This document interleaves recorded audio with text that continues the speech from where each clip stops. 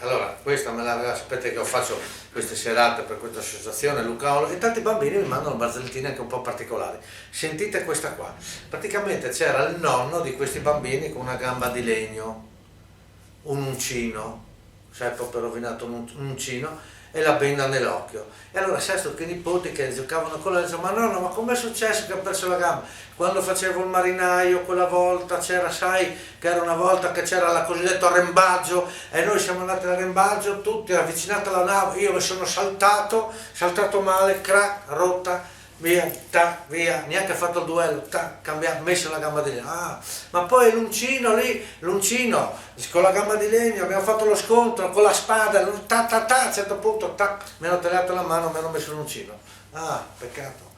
Ma invece qua, invece nella benda ti sei ferito anche in un duello? No, no, è che qua, sai cosa è successo? Avevo qualcosa nell'occhio e con l'uncino sono andato a rovinare.